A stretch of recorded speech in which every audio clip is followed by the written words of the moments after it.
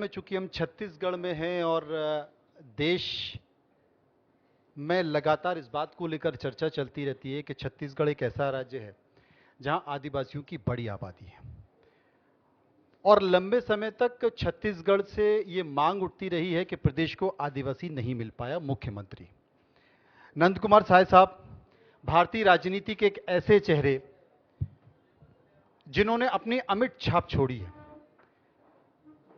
अटल अडवाणी के साथ उन्होंने काम किया है, लाल कृष्ण अडवाणी, अटल बिहारी वाजपेयी, उनके साथ उन्होंने काम किया है। वो सांसद रहे हैं, विधायक रहे हैं, राष्ट्रीय अनुसूचित जनजाति आयोग के अध्यक्ष भी रहे हैं।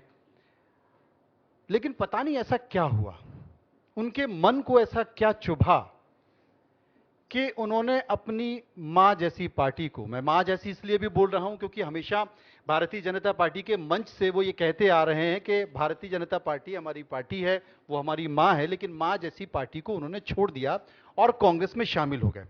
तो सबसे पहला सवाल स्वागत के साथ मेरा यही है साय साहब कि आपने मां जैसी पार्टी बीजेपी को छोड़ दिया और स्वाभाविक जब कोई बेटा अपनी मां को छोड़ता है तो उसके पीछे कुछ दर्द होता है, कुछ मर्म होता है, कुछ तकलीफ होती है। आज उस दर्द, मर्म और तकलीफ को आप साझा कर सकते हैं हमारे दर्शकों के साथ।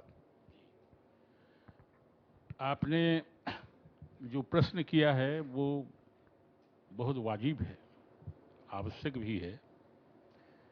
भारतीय जनता पार्टी में मैं इसके सृजन काल से, जिस समय भारतीय जनता पार्टी बनाई गई थी, पहले जनसंघ में थे, उसके बाद इमरजेंसी लगी और उसके बाद इमरजेंसी में बहुत सारे लोग हमारे जेल चले गए और 19 महीने के बाद जब इमरजेंसी खत्म हुआ तो सारे लोगों ने एक दल बनाया था, जनता पार्टी जी। चक्र में हलधर चुनाव चिन्ह, सरकार बनी और हमारे बहुत वरिष्ठ नेता प्रधानमंत्री बने गुजरात वाले, लेकिन वो चली नहीं, टूट गई। ये जनता पार्टी फिर भारतीय जनता पार्टी उसी में से बन के आई। मुंबई में पहला सेशन हुआ था और उसके बाद उस सारे कार्यक्रमों में मैं मौजूद रहा और भारतीय जनता पार्टी बनी। भारतीय जनता पार्टी को हम लोग सोचते थे केवल चुनाव लड़ने वाली पार्टी नहीं है, ये देश में समाज को परिवर्तित करने वाला भी पार्टी है। ये देश अकेला है जिसने कभी किसी दुनिया पर, कभी किसी देश पर आक्रमण नहीं किया।